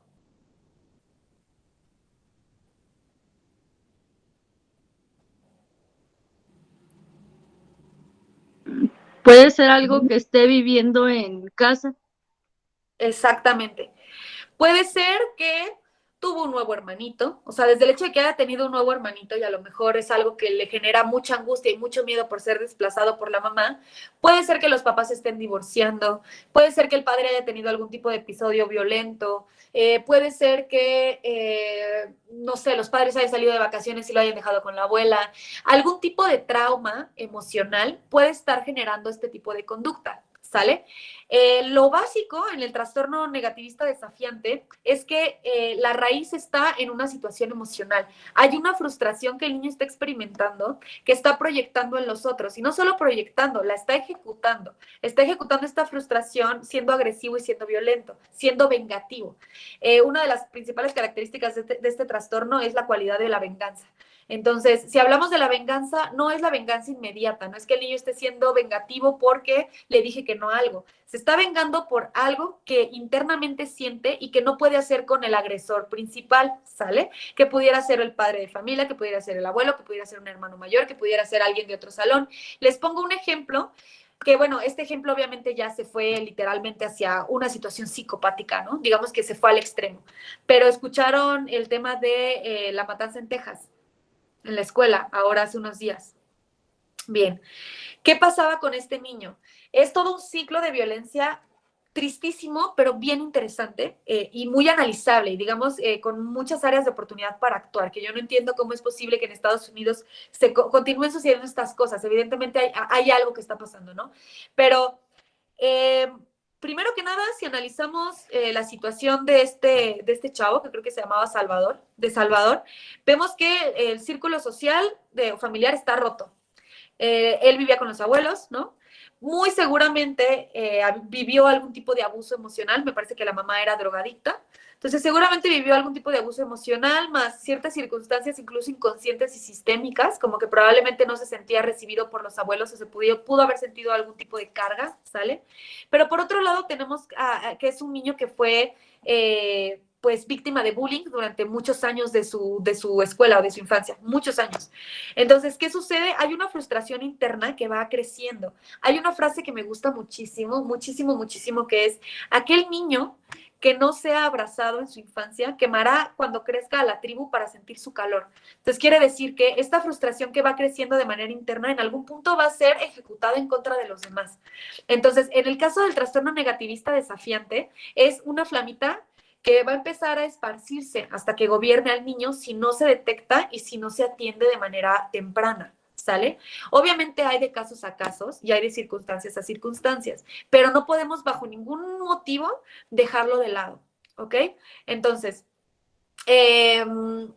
bien, ya vimos que empieza a generar conflicto con los demás. Vamos a tratar en ese momento muy probablemente de castigar, ¿no? Entonces vamos a castigar las conductas, vamos a reprobarlas y lo que va a pasar es que parece que el problema va creciendo todavía más. Entonces llega un punto en el que esto se sale de control y yo ya no sé cómo manejar al niño, ¿vale? Entonces, el rechazo grupal es una realidad. Y eso es algo que se evidencia en la infancia, pero que es algo inclusive instintivo. Cuando algo es diferente, cuando algo es hostil y cuando algo no me gusta, lo que voy a hacer es rechazarlo. Entonces, el rechazo pues va a generar más, o sea, es un círculo vicioso. Entonces, esta conducta se va a estar alimentando de manera constante, ¿vale? Entonces, fíjense como aquí dice, ese elemento grupal es el combustible perfecto para que explote sin retorno un problema de conducta violenta, que es lo que le pasó a Salvador en este caso. Entonces, de ser un trastorno negativista desafiante, de decir que el niño solamente me quiere desafiar, que está teniendo conductas agresivas u hostiles con los otros, sí con una intención vengativa, va a pasar a ser un trastorno de conducta en el que la intención es meramente estallar, agredir al otro y sentir algún tipo de alivio emocional a partir de esta agresión. Entonces, hay que tener mucho, mucho cuidado con esto. La conducta violenta, pues obviamente implica, ¿no?, que ya el alumno está agrediendo de manera mucho más directa. Y además se hace un problema de conducta violenta porque el otro va a responder también. A menos de que el niño encuentre al factor más débil, pero generalmente esto va a estallar de manera mucho más grave, nuestra paciencia se va a debilitar y voy a sentir que estoy en un problema sin retorno, ¿vale? Otra de las características es que a pesar de que yo busco mejorar a partir de hablar con los padres, de mandarlos a terapia, de pedirles que pongan reglas, que pongan límites, que lo hagan de manera como tajante, ¿no? No va a suceder. Primero porque el problema tiene que estar para empezar en la familia. Entonces es muy complicado que los padres me sigan estas indicaciones. Si el niño ya creció, en el caso de que sea algo que viene arrastrando, con un tipo de conducta violento, primero es supervivencia. O sea, tenemos que entender eso. No es a manera de justificar al niño, pero sí comprender, sí que, o explicar que tiene que ver con el hecho de que el niño está tratando de sobrevivir en un ambiente que es hostil de por sí. Entonces, ahí lo que tenemos que procurar en muchas ocasiones es generar empatía con el niño. La empatía en este punto es el elemento más importante que tenemos, ¿sí? Si el niño no tiene empatía en su ciclo familiar, o en su círculo familiar, perdón, obviamente no la va a tener aquí. Pero yo necesito ayudarle a desarrollarla, porque la empatía va a evitar, es el freno de mano ante las conductas violentas y abusivas con los otros. Si el niño ya las está teniendo es porque probablemente no comprende el daño que está generando, y si lo comprende, no le preocupa o no le molesta, lo comprende desde una parte superficial. Entonces tengo que trabajar con estos niños muchísimo la empatía, sensibilizar al niño para que comprenda el daño que hace, y entonces poder ir poniendo este freno o este obstáculo, ¿sale? ¿Hasta aquí tienen alguna duda o algún comentario?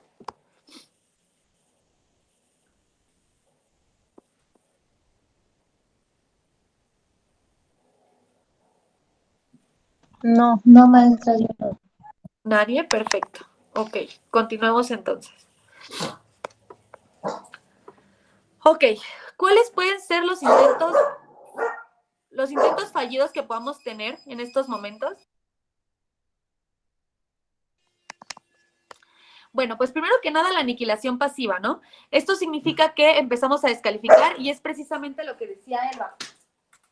Empiezo yo a descalificar al niño, ¿sí? Y empiezo a excluirlo de manera intencional, pero no intencional. O sea, ya estoy cansado, mi paciencia ya absolutamente la colmó, entonces yo ya no sé de qué manera hablarle, entonces le empiezo a excluir, ¿vale? Entonces, ya no le pido que participe, ya no lo integro en ciertas dinámicas, ya no le pregunto cómo está, ignoro sus inquietudes, inclusive ya no tengo un acercamiento con sus padres, o sea, lo estoy automáticamente marginando. Este tipo de intento no lo juzgo en cuanto a que comprendo la dificultad del problema, sin embargo, tampoco lo apruebo en lo absoluto, porque estoy siendo parte del problema, lo estoy incrementando en lugar de hacer algo para resolverlo. Ojo, siempre les digo en cada uno de los cursos o talleres que doy con respecto a problemas de aprendizaje y de conducta, nosotros no somos el salvador de los alumnos, ni tampoco tenemos una varita mágica, ni tampoco tenemos el tiempo, ni nos pagan lo suficiente, yo lo entiendo, para poder resolver problemas aislados. Sin embargo, sí tenemos esta responsabilidad social y educativa, ¿sí? De poder generar ambientes saludables para los niños. Ya ahora es un tema integral, entonces a veces tenemos que aprender a priorizar entre el alcance de ciertos objetivos académicos y el alcance de objetivos de desarrollo integral. Yo entiendo que es complicado y puede sonar un poco idealista, pero hay que tenerlo siempre en cuenta. Siempre se los digo con trastornos, por ejemplo, de aprendizaje. Ya no es necesario que yo esté, a lo mejor la frustración del maestro muchas veces tiene que ver con, es que tengo que terminar este plan de estudios, porque si no termino el libro al 15 de junio, en mi planeación todo va a salir mal, me van a evaluar mal. Ahí hay que tener como mucho foco y mucho cuidado. A veces no es importante eso, a veces ya le di otras herramientas, a veces ya lo llevé, quizá no a culminarlo, pero sí a un 30-35%, que es algo que no iba a lograr, y ese 35% lo puedo después convertir en un 50%. Entonces, y aprender a ser un poco más pacientes con toda esta situación. Entonces, en el caso de los niños con problemas de conducta, también me puedo encontrar con eso. A lo mejor si el niño no está cumpliendo con los objetivos que yo pretendo desde la parte educativa, voy a girarlo hacia lo que el niño necesita. Ya que empecemos a conocer un poco este tipo de trastornos, pues podremos identificar algunas de estas necesidades, ¿sale? Pero esto es bien importante. Ok. En la aniquilación pasiva también puede no haber gritos o regaños, ¿sale? Pero de cualquier manera, aunque no los haya, aunque la agresión no sea directa, sí estoy afectando la autoestima y estoy haciendo el problema más grande. Porque si, por ejemplo, por alguna razón, imagínense que la causa o una de las causas del trastorno negativista desafiante sea la falta de atención que el niño tiene en casa, ¿sale? El sentirse ignorado. Entonces, necesito desafiarte para que me respondas, porque necesitando algo, acercándome de manera cariñosa contigo, papá, mamá, diciéndote cuáles son mis necesidades, no hay atención, no me volteas a ver. Entonces el niño entiende de manera pues un poco filosófica que a partir del conflicto existe. Entonces es algo bien complicado de poder erradicar, ¿no? Entonces, si ese fuera el problema del trastorno negativista desafiante, ¿no? Una necesidad de ser visto y algo entendido desde el punto de solo soy visto cuando genero conflictos, si yo en el aula lo ignoro, es el combustible perfecto, o sea, es echarle gasolina a la fogata. Entonces tenemos que tener pues mucho cuidado con esto, ¿vale? Y bueno, pues sí, es un intento mal logrado de eliminar la conducta indeseada. Ahora, ¿cuál es el otro intento fallido? Que yo diría que viene después del tema de la marginación, el complot. En el complot, yo ya identifiqué como docente que el niño tiene problemas de conducta. Y entonces ya se lo dije a los padres de familia del mismo grupo, ¿no? Entonces, cuando, por ejemplo, tenemos una reunión con padres y hay ciertas quejas, porque seguramente pues, el niño ya generó daño en 1, 2 o 3 o la mayoría de los compañeros, entonces yo coincido con los padres y digo, sí, es que el niño es un problema, sí, es que, señora, o sea, aquí en clase tampoco hace lo que yo le pido. Y es que no solo fue con su hija, ya con su hijo, con el hijo de la otra señora, ya también tuvo conductas violentas. Y el otro día pateó al hijo de la directora y etcétera, etcétera, ¿no? Entonces, desde ahí empieza. Y luego empiezo a hablar entre maestros. no, pues es que yo tengo a Pablo en el aula. O sea, no, o sea, ¿tú de qué te quejas? Yo tengo a Pablo, o sea, ese niño es un demonio. Porque yo he escuchado ese tipo de expresiones, por ejemplo, de docentes. Y de verdad no es algo, no es que me genere gracia, pero es que es bastante irónico, ¿no? O sea, ¿cómo es posible que hayan ese tipo de expresiones si al final de cuentas somos los adultos? O sea, a veces pareciera como que se nos escapa de las manos, ¿no? Se nos va de control. Entonces, no, es que Pablo es un demonio, ¿no? Tenía razón, ¿eh? O sea, el ciclo escolar pasado que me dijiste, bueno, ¿cómo le hiciste? Y entonces empezamos a generar esto y ya voy con la directora y ya le digo que, pues es que con el niño no se puede, ya está teniendo conductas muy complicadas, hasta que toda la escuela coincide en que lo mejor que se puede hacer es expulsar al niño. Entonces ya es como lo que sucede malamente en muchas prácticas laborales, la operación aprieta. Pues vamos a ver de qué manera le pongo 3 reportes para que se salga. O vamos a ver de qué manera lo llevo al punto de que los padres lo saquen, ¿no? Entonces, esta situación sí termina con el problema en cuanto a que en el área social, o sea, en el área, en el círculo en el que estoy, que es la institución, pues ya no hay más Pablo.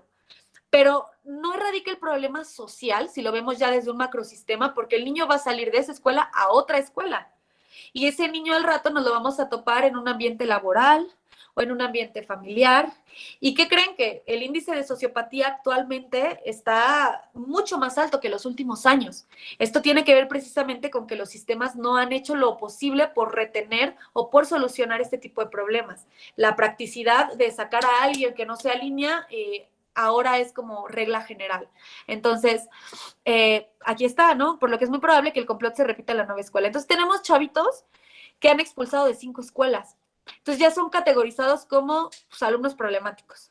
Y hay escuelas, inclusive, no sé si lo han escuchado, escuelas que tienen a todos los rezagados, a todos los rechazados, los tienen ahí.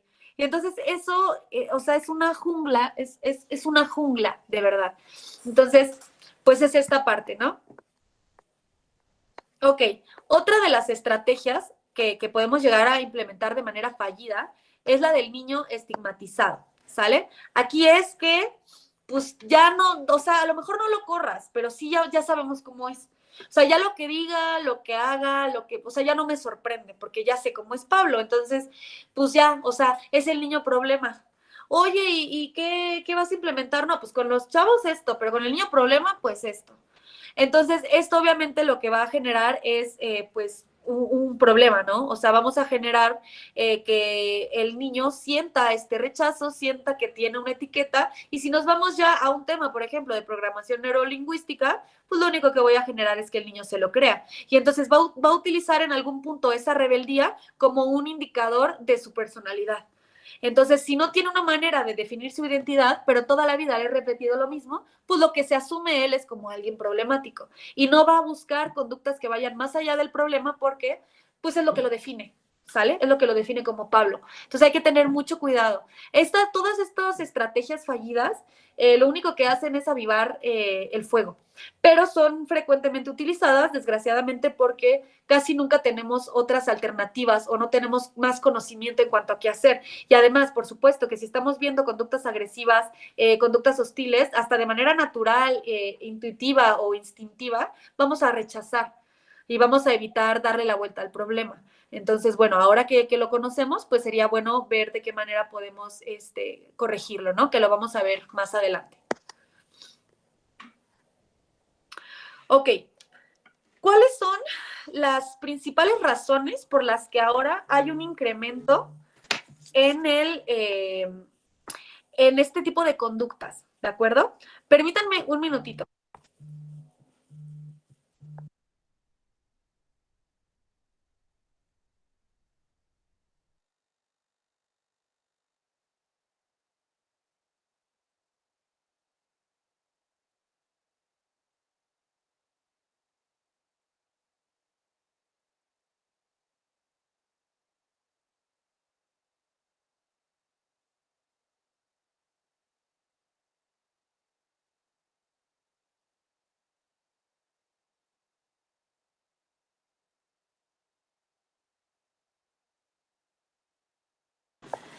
Listo, chicas.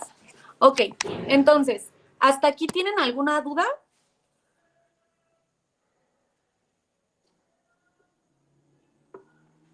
No, maestra. Hola, mi nombre es Violeta. Hola, Violeta. Yo no me presenté, pero fue muy interesante escuchar las expectativas de las compañeras. Y ya ahorita escuchando las características de estos niños que en ocasiones hemos conocido en nuestras aulas. A mí me gustaría, si nos pudiera explicar, por ejemplo, en un ejemplo de clase, Ajá. Si nosotros, por ejemplo, convivimos con más de 20 alumnos, si yo me enfocara, por ejemplo, en una mesita de equipo, ¿no? En un equipito. Ujú. Y pudiera tener a esos 3 alumnos o 6 alumnos con estas características y estuviéramos, por ejemplo, realizando alguna actividad, ¿cómo pudiera identificar a esos niños con estas características? Por decir, o sea, inventemos una clase donde tengamos en esa mesita a un niño que tenga características de TDAH, Ok. de conducta disruptiva, de negativismo desafiante, conducta violenta. O sea, ¿cómo pudiéramos detectar en una actividad simple a estos niños en la práctica? Ah, ok, perfecto. Claro, claro, ya entiendo. Mira, vámonos trastorno por trastorno. En el TDAH, en una actividad, por ejemplo, en la que los siento en equipo y les solicito que hagan, casi siempre el tema de las actividades en equipo implica que el equipo empieza a adquirir ciertos roles. Cada uno de los integrantes, de acuerdo a ciertas habilidades, adaptación, etcétera, pues adquiere un rol específico, ¿no? En edades más avanzadas, pues está aquel que redacta, está el que aporta ideas, está el que las sigue, ¿no? Está el que las complementa, etcétera, etcétera. Pero finalmente hay roles específicos, ¿no? Más o menos en eso es algo en lo que los trabajos en equipo pues concuerdan la mayoría. Entonces, en el caso de un TDAH, ¿no? Lo que va a pasar es que el niño no va a poder seguir el rol que se le dé, ya sea que vaya a ser el que vaya a leer, ya sea que tenga que aportar algunas ideas o el que tenga, por ejemplo, en este caso que transcribir, no va a poder prestar atención e inclusive no lo vas a poder tener sentado en equipo. Va a andar de equipo en equipo, va a interrumpir las ideas que un compañero tenga, no va a permitir que el equipo concluya con una actividad. Pero no es que lo haga de una manera malintencionada, o sea, tú puedes observar que lo que pasa es que no puede estarse quieto. Entonces ya agarró a lo mejor el lapicero de la compañera que está enfrente sin permiso. Entonces la compañera ya se molestó y le pide que le regrese el estuche. Y él lo regresa, o sea, lo regresa sin ningún conflicto, pero lo ves que no se está quieto, que no acata indicaciones, que ya se empezaron a quejar los compañeros porque es que Pedro, o sea, maestra, es que Pedro no hizo lo que le pedimos y es que no, o sea, no se está quieto, ni siquiera está aquí, está allá. Eso sería, por ejemplo, con el TDAH, ¿no? Déficit de atención, hiperactividad constante. En conductas disruptivas, a lo mejor lo que podríamos tener es que quizás uno de los integrantes del equipo no entregó su parte. Y entonces cuando tú te acercas y le preguntas al niño, oye, ¿qué pasó? Miente. Y lo que te va a decir es que sí le entregó, pero pues que fulanita no le llegó. O que entonces se le terminó el internet y que sí lo envió, pero a las tantas horas de la noche pues se acabó, ¿no? En caso de niños más chiquitos, pues a lo mejor lo que te vas a encontrar es que quizás estalla y se ponga a llorar cuando los demás le señalan que no ha entregado su parte, por ejemplo.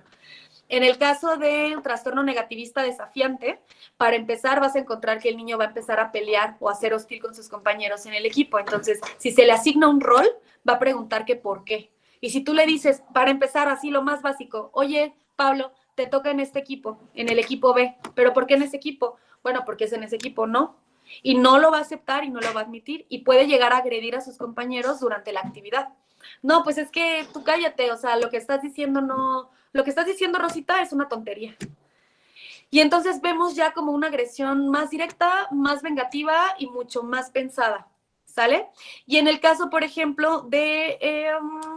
¿cuál me hace falta? Trastorno negativista desafiante. Bueno, en el de conducta ya es lo mismo que en el negativista desafiante, pero mucho más exponencial, ¿sale? Entonces, la principal diferencia, lo que tenemos que ver aquí es la característica de la interacción con los demás y qué tan grave es el síntoma. Primero, TDAH, la conducta no es intencionada, simplemente es impulsiva. Negativista desafiante, conductas disruptivas y, bueno, las conductas disruptivas casi siempre es un estallido de emociones, pero trastorno negativista desafiante y trastorno de conducta tiene una intención de dañar, ¿sale? Y, por ejemplo, en el explosivo intermitente, probablemente en el momento en el que se le corrigió o no se le permitió, no sé, que utilizara ciertos plumones, el niño estalla y se pone a llorar y a lo mejor se frustra, patea la mesa y se para y se sale del salón. Entonces, esas serían como algunas características. No sé, Violeta, si resuelvo tu duda o si era más o menos a lo que te referías. Ajá, sí, esa fue realmente eh, prácticamente lo que le estaba pidiendo. La verdad sí me quedó mucho más claro, porque prácticamente nosotros recibimos en los consejos técnicos, es de lo que más escuchamos, ¿no? Del Juanito, de Fulanito, siempre hablar como de estas conductas, pero ya en la práctica, como decía la maestra Elba, siempre sin querer y sin intención, al momento de querer regular alguna conducta de este tipo, en vez de querer ayudar, más bien señalamos delante de todos y como decían, pues en vez de querer integrarlo o querer ayudarlo, al final termina siendo rechazado, etiquetado y demás. Entonces, en los consejos técnicos es muy común hablar del qué vemos en los salones, pero no hay como un test psicopedagógico que nos pueda como permitir atender estas conductas de una manera sana. Y este ejemplo que nos acaba de dar, pues me quedó mucho más claro. Le agradezco muchísimo. No, Violeta, de nada, me da gusto que te haya funcionado el ejemplo, que es como más práctico y es muy importante, o sea, en realidad es muy importante que podamos como tener esta parte clara porque a partir de ahí podemos diferenciar un trastorno de otro. O sea, un trastorno mal encaminado, un pequeñito con trastorno de déficit de atención, hiperactividad, que lo diagnostico con trastorno negativista desafiante, pues para empezar es una alarma, ¿no? Porque vemos que el trastorno de conducta sí puede desencadenar ya después conductas sociopáticas. Entonces, en el caso, por ejemplo, del TDA, pues no sucede así. Entonces, si yo me confundo entre un trastorno y otro, pues lo que puede pasar para empezar es que voy a asustar a los padres de familia y voy a etiquetar de manera errónea al niño. Entonces voy a generar culpa, porque el trastorno negativista desafiante va a procurar trabajar sobre la empatía, sobre mira, o sea, le estás haciendo daño a los demás y voy a generar una culpa donde no la hay. Entonces, poderlos diferenciar es bien, bien importante, ¿sale? Muy, muy importante. Entonces, pues qué bueno, Violeta, que te quedó claro. Igual cualquier otra duda, así mismo, me comentas y lo aclaramos sin ningún problema, ¿vale? Perfecto. Entonces, Gracias. Sí. de nada, Violeta. Entonces, ¿cuáles son las dificultades o las razones principales por las que ahora ha aumentado pues la cantidad de conductas así? Yo les decía hace un ratito que de acuerdo a lo que yo he visto y situaciones que he escuchado, ¿no? Tanto en la práctica como pues inclusive en la teoría, las conductas sociopáticas o psicopáticas han ido en aumento durante los últimos años. Esto no es casualidad. Tiene que ver, pues sí, con estilos de crianza, tiene que ver con una sociedad mucho más hostil, mucho más agresiva, con sistemas familiares disfuncionales, que bueno, no es que antes no lo fueran, sí lo eran, simplemente hay una modificación, ¿no? En cuanto a a las herramientas que se le otorgan al niño, a pesar de que empieza a haber más visibilización sobre lo que necesita, de cualquier manera hay otros obstáculos que impiden que este desarrollo se pueda dar de manera correcta. Entonces, ¿qué sucede? Pues primero que nada, si lo vemos desde una perspectiva sociológica, ahora por parte de los niños hay un dominio de las TIC, que son las tecnologías de la información, ¿no? Entonces, ¿qué pasa? Que las generaciones jóvenes ya tienen un acceso directo a la información que está en la red. Entonces, pueden ver, el ejemplo más fácil es TikTok. Me he topado con cuentas de TikTok en la que los niñitos hacen el lip sync, que es el simular que es tu voz, ¿no? Para los videos. Y es impresionante que niños de 2 años tengan esta habilidad. O sea, es impresionante, de verdad. Yo creo que no, es algo que no estaba ni siquiera en el mapa hace muchos años, o sea, de imaginarlo te echabas para atrás, ¿no? Y sin embargo es algo que sí sucede, es algo que sucede ahora. Entonces, así como eso, obviamente los niños empiezan a adquirir mucha más información. Les pongo un ejemplo de este tema, ¿no? No sé si en algún punto, digo, ya es una situación vieja, pero de cualquier manera siempre me gusta traerle al ejemplo, al tema. No sé si en algún momento llegaron a escuchar acerca del reto de la ballena azul.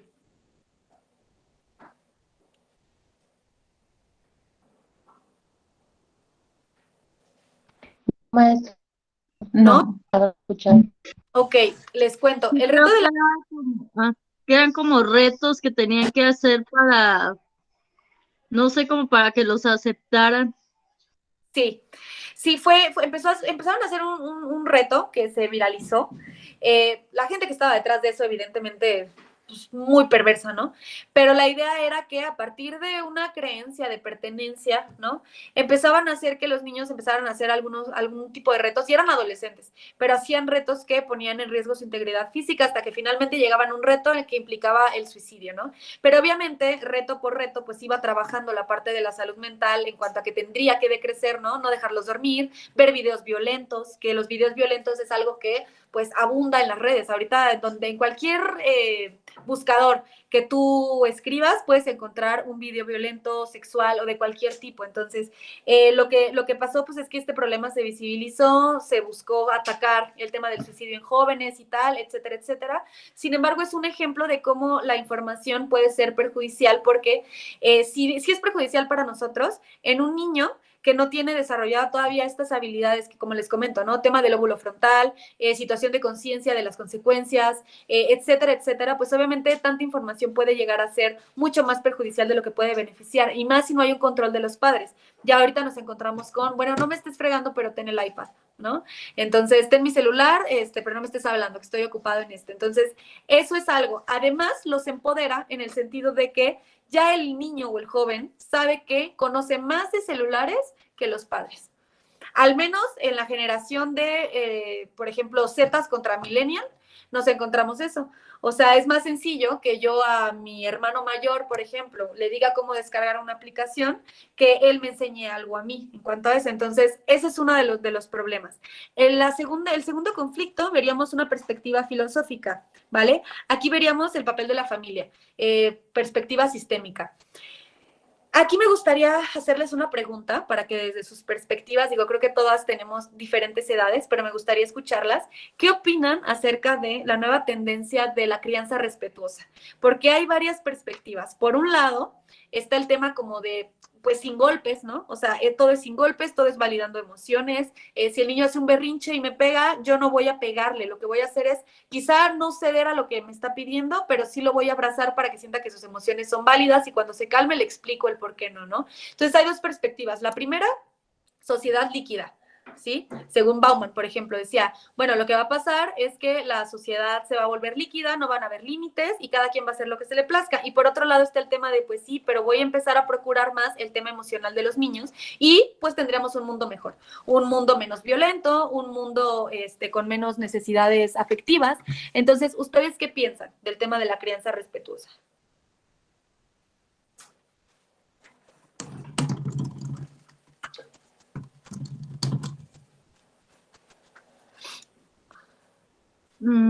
Pues yo quiero participar. A ver, adelante, Oh, adelante. bueno. A ver, si quieren Sí, primero pues yo algo. creo que, Ajá. pues yo creo que realmente se elija como el tipo de crianza que se elija, lo más fuerte en un contexto familiar siempre va a ser el ejemplo, porque muchas veces nosotros queremos criar de una forma o decirles que actúen de una forma cuando tal vez nosotros no lo hacemos, o nosotros no somos ni siquiera capaces de regular emociones. O sea, pedimos algo que tal vez no damos, y creo que pues a algunos nos tocó otro tipo de crianza, y vas tomando tal vez lo que para ti fue bueno, lo que a ti tal vez no te causó tal vez como un impacto negativo, y entonces eso es lo que tú vas como modificando, o muchas veces también dices, bueno, yo quiero que tal vez vivan lo que yo no viví, lo que yo no tuve. Entonces sí creo que en ese tipo de perspectivas muchas veces tratamos de idealizar, de buscar tal vez a moldear a nuestros hijos de una forma que vas como metiéndole diferentes ingredientes, pero pues sí creo que realmente el ejemplo es algo muy fuerte, y que pues tú pides que actúen de una manera, y tal vez no les das como atención, no les das tiempo. Entonces sí es como que hay que criar de una manera congruente, y pues también acorde a todo lo que estamos viviendo, porque pues si uno también no pone límites y dejas que todo sea libertad, pues muchas veces toman tal vez ciertos caminos que tú dices, bueno, tal vez yo pude hacer algo, entonces sí es como que va todo relacionado también con lo que vivimos. Gracias. Es muy interesante lo que comentas, Elba, del ejemplo. La verdad es que pues abre una perspectiva no diferente, pero sí yo creo que complementaria y pues muy importante, ¿no? Finalmente sí cambia un poco la perspectiva.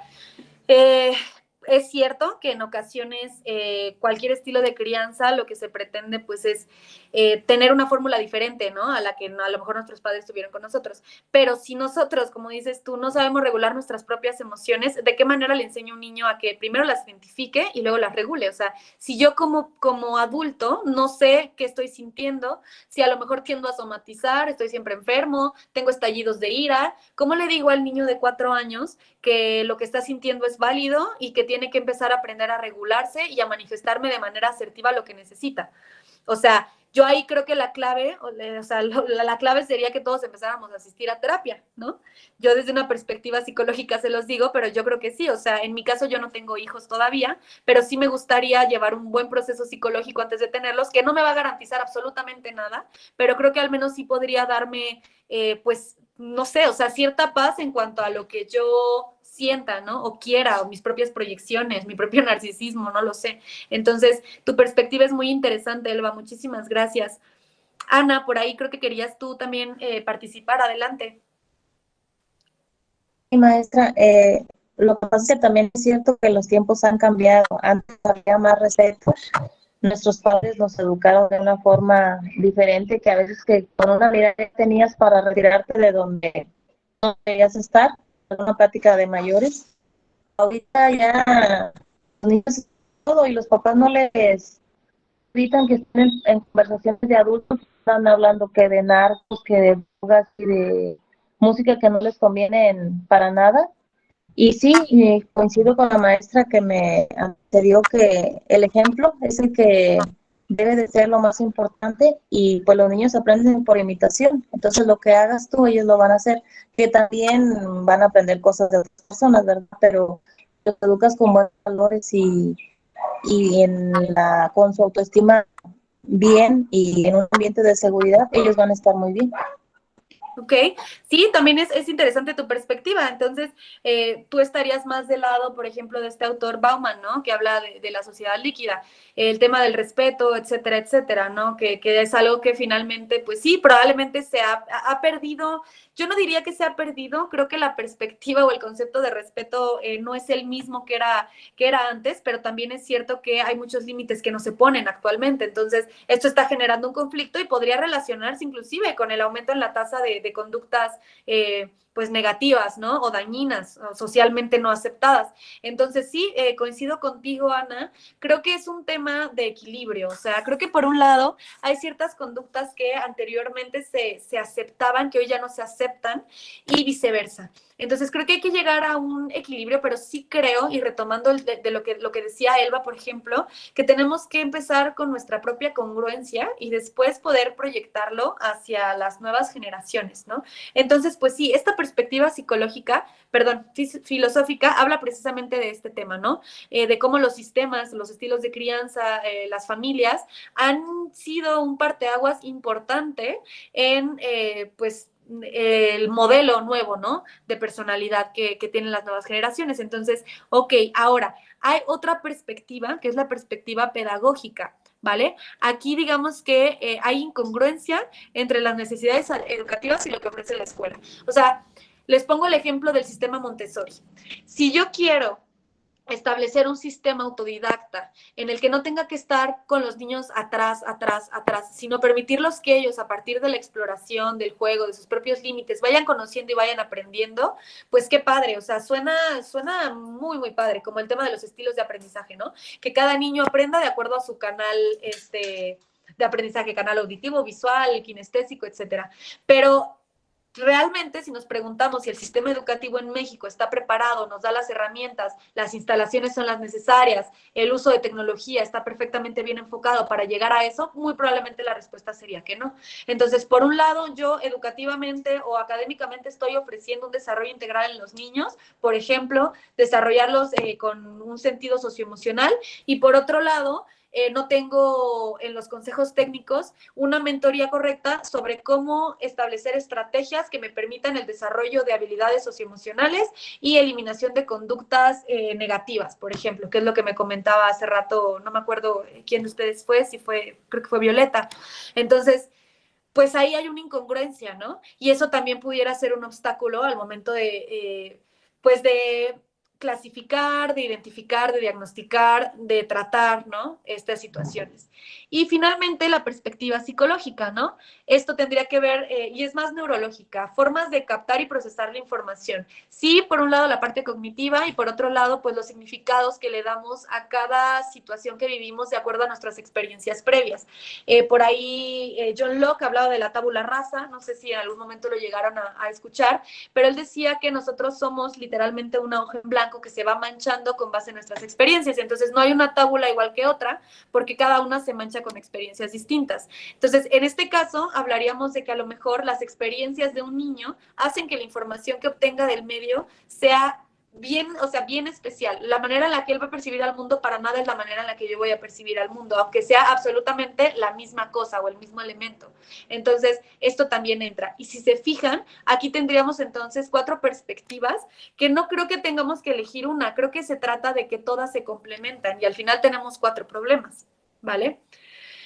Ok, chicas, para ir cerrando la clase, voy a pasarles, ya vimos la diferencia entre estos problemas de conducta, inclusive tuvimos la oportunidad de reejemplificarlo con la pregunta de Violeta, entonces creo que ha quedado más o menos claro.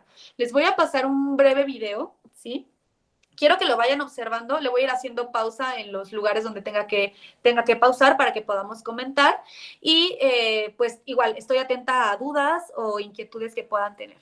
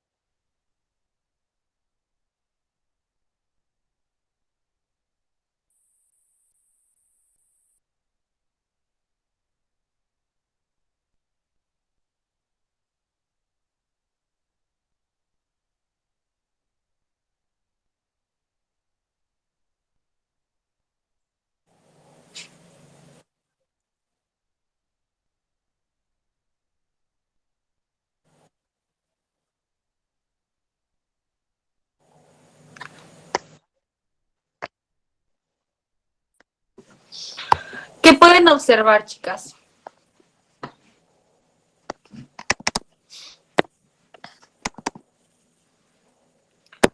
¿Qué observan en el niño que es importante?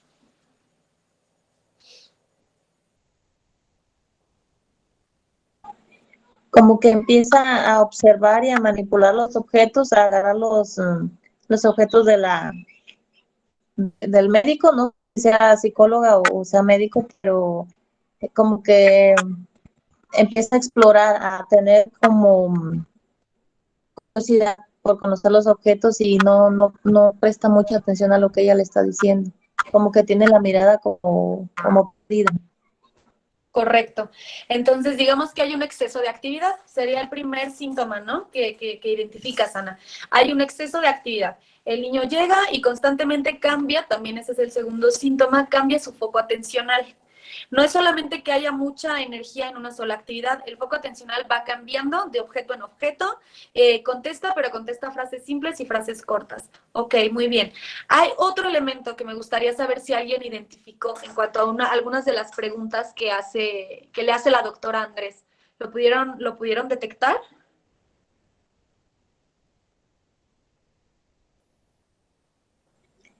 Maestra, lo que pasa es que bueno, al menos yo no escuché el sonido, no sé si las demás lo escucharon, pero yo no No, yo escuché nada de tampoco. sonido. Escuchaba.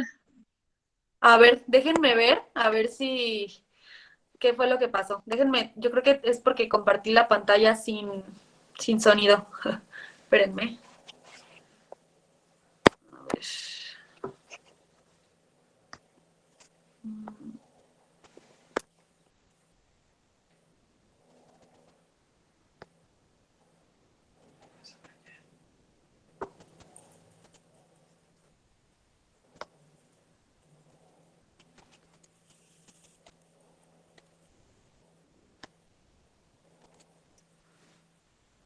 A ver, chicas, díganme si ahí escuchan algo.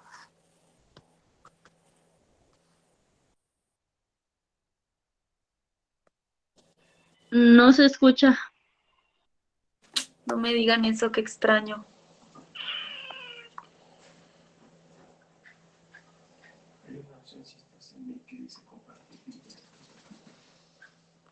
A ver, déjenme volverlo a intentar.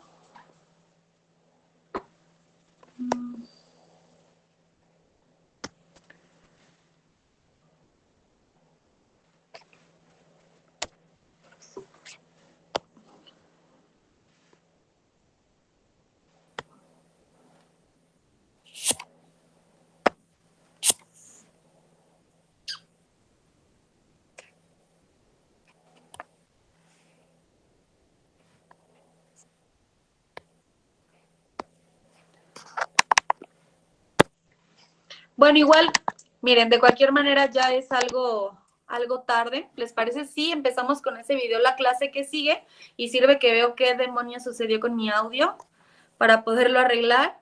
Y bueno, de cualquier manera, sirve que repasan. Tiene que ver más o menos como con identificar algunos síntomas. Es un niño que llega pues a la consulta, se abordan varios temas para poder diferenciar entre qué trastorno está teniendo el niño. Entonces me gustaría saber si quedó claro pues las clasificaciones que vimos. Entonces podemos empezar la siguiente sesión con ese video sin ningún problema.